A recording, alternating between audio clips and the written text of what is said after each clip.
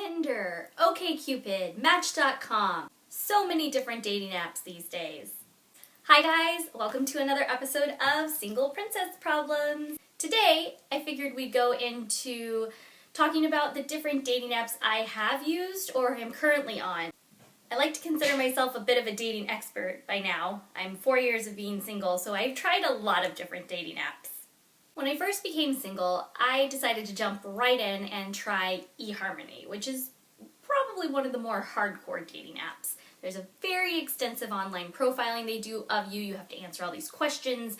There's a really in-depth personality test, and then it starts to match you with people based off of those results.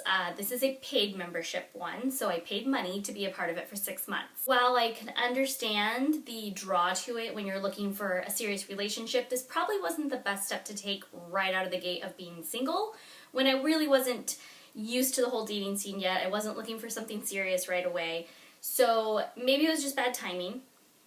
The other thing I didn't really care for it was because it's matching you with other profiles, you never knew if it was a profile of a paid member and they could see that you guys matched, because a lot of it was encouraging you to pay and sign up, so they would give you a free trial and match you with these people, but then you never really knew if they actually had a paid membership and if you were actually being seen by your match. So I actually didn't care for eHarmony all that much, and it's not one I use anymore. Next up, I tried Match.com, which is also a paid-for service. Again, you can do a free trial, but then if you want to actually talk to people and things like that, you do have to pay to sign up to be a member.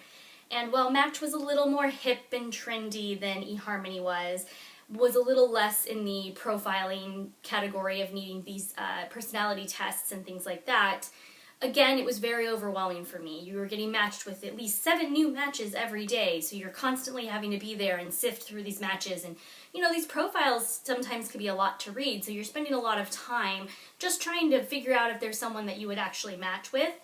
And then again, maybe if you did match, not knowing if they had a paid profile or not, so you never knew if you didn't hear back from them because they weren't interested or because they genuinely just never saw your message. So I felt it a little frustrating. Again, there was just too much effort that needed to be put into it, too much reading, too much involvement. So after my 6-month paid trial with that, I did not re-sign up for it. Let's talk about Tinder. When someone told me and suggested that I get on this app, I was very wary. I kept saying, isn't this just a hookup app and things like that?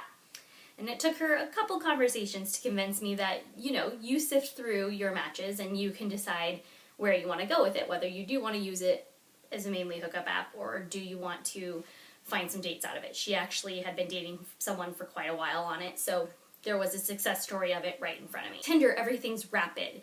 It's a very fun game of hot or not. You literally have a couple photos, a very brief profile, and then you have to swipe right, which means you find them hot, or swipe left, and that means you're not looking for them, you're not interested. It's the exact same thing as a virtual bar. If you went to a bar, you would see someone that you were attracted to, and just based on what they looked like, how maybe they were interacting with their friends or the bartender or anything like that, you would decide whether you wanted to strike up a conversation with them or not. And that's all Tinder is. OkCupid. This is one you've heard me talk a lot about already. Many of the disastrous dating stories we've had on here have come from men that I have met on OkCupid. OkCupid had a lot of pros to it. It's a little more in-depth of a personality profile than Tinder is. You get more photos, they ask you questions and you fill in answers, so you have a little bit lengthier of a profile, but not as lengthy as Match.com and eHarmony are. The biggest downside to OkCupid is that anyone, anywhere in the world, can send you a message at any time.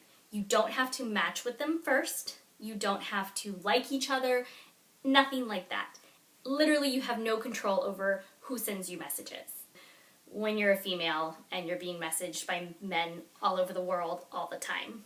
The first 24 hours that I was on OkCupid, it was hundreds of messages, and it was so overwhelming that I ended up shutting the app off for a couple days because I just couldn't even take the amount of attention that was becoming for me from unwanted people that I'm never going to actually talk to. If you're hitting on me from Algeria, it doesn't make a lot of sense to me. But But it does make for a lot of hilarious comments, as you know from me reading them out for you guys. And a lot of, obviously, my biggest dating disasters have come from OkCupid. So while it is obviously working to the point where I am going on dates and I'm meeting people, the quality actually is not even as high as what it was on Tinder a year ago.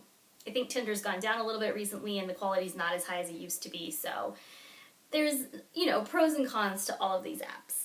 Clover, it's the newest dating app that I've actually tried, and I like it because it takes a lot of the pros of both Tinder and OkCupid and kind of blends them together. The layout of it is very attractive, it's very simple, straight to the point.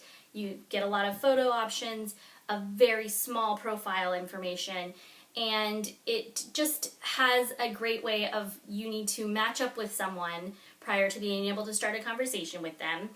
But it tells you everyone that likes you. So you can actually go on and maybe if it was not someone that you would have picked initially, just the fact that they liked you might prompt you to like them back and start a conversation you might not have had. So it is one of the benefits over Tinder is that you are being notified every time someone swipes right. The downside of Clover, I get hit on by 19 and 20-year-olds all the time on it, or liked by 19 and 20-year-olds all the time on it. And that's just too young for me. I'm not going to date someone that young, so it's very frustrating to have your phone flashing notifications that someone liked you, this person liked you, and always going on and seeing it be these young guys. I actually am surprised that 19 and 20-year-olds need to be on online dating apps. I really thought maybe that was just something for people like myself that are established or a little bit older, just need a way of meeting people because they don't want to go to a bar, they don't want that kind of scene. Maybe they, like myself, work a lot and so they don't have a lot of time, or with the work I do, I don't have a lot of options of meeting single people. So it surprises me to see these younger people using these dating apps so soon. So what do you guys think? Is there another dating app I should try and maybe report back to you guys on? Have you tried any of these apps? Have they worked for you? Maybe someone has other suggestions. Please feel free to comment below. Tell me those suggestions. Tell me if you know of an app I should try. I hope that you're subscribing to this channel, that you're liking it, giving me some thumbs up. And make sure that you're finding me on Instagram and Facebook at Single Princess Problems. We'll see you again next week. Thanks.